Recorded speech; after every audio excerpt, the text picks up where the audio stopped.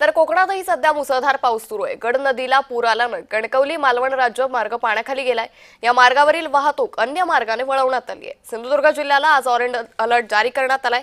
याच पार्श्वभूमीवर याचा आढावा घेतलेला आमचे प्रतिनिधी सुरेश कौलगेकर यांनी।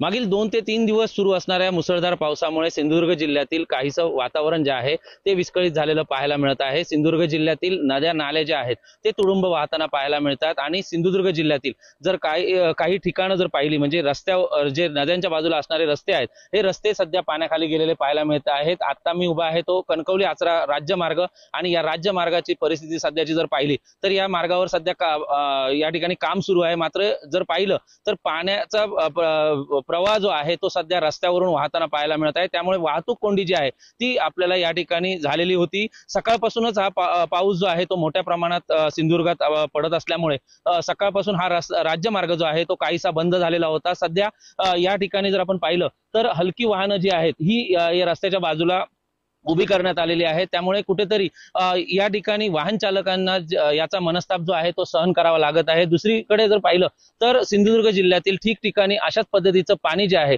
ते साठण्याचे प्रमाण जे आहे ते पाहायला मिळत आहेत आणि पुढील 2 ते 3 दिवस अशाच पद्धतीचा पाऊस पडेल असा जो अंदाज आहे तो हवामान खात्याने वर्तविलेला आहे आणि सध्या सिंधुदुर्गला ऑरेंज अलर्ट जो आहे तो जारी करण्यात आलेला आहे। त्यामुळे नागरिकांनी सतर्क राहावे असा इशारा जो आहे तो प्रशासनाच्या वतीने देण्यात आलेला पाहायला मिळतोय। व्हिडिओ जर्नलिस्ट सिद्धराज परबचा, विशाल रेवडेकर, जय महाराष्ट्र न्यूज, सिंधुदुर्ग। तर कोकणातही मुसळधार पाऊस बरसतोय आणि त्याच पार्श्वभूमीवर आता पुढचे काही तास कोकणातही सिंधुदुर्ग जिल्ह्याला ऑरेंज अलर्ट हा जारी करण्यात आलेला आहे। त्यामुळे आता नदीकाठच्या गावांना सतर्कतेचा इशारा देण्यात आलेला आहे। तर राज्यभरात मुसळधार पावसानं पुन्हा एकदा बरसाला सुरुवात केलेली आहे। काही दिवस विश्रांती घेतल्यानंतर पुन्हा एकदा राज्यभरातील अनेक भागात मुसळधार पावसाला सुरुवात झालेली आहे। यातच कोकणातही मुसळधार पावसाला सुरुवात झालेली आहे। तर कोकणातील अनेक नद्यांच्या पाणी पातळीत सातत्यानं वाढ होते। यातच सिंधुदुर्ग जिल्ह्याला ऑरेंज अलर्ट हा जारी करण्यात आलाय। एकीकडे मुंबईसह ठाण्यामध्ये मुसळधार पाऊस बरसतोय तर तिकडे कोकणातही रत्नागिरी असेल, सिंधुदुर्ग असेल या भागात देखील मुसळधार पाऊस बरसतोय।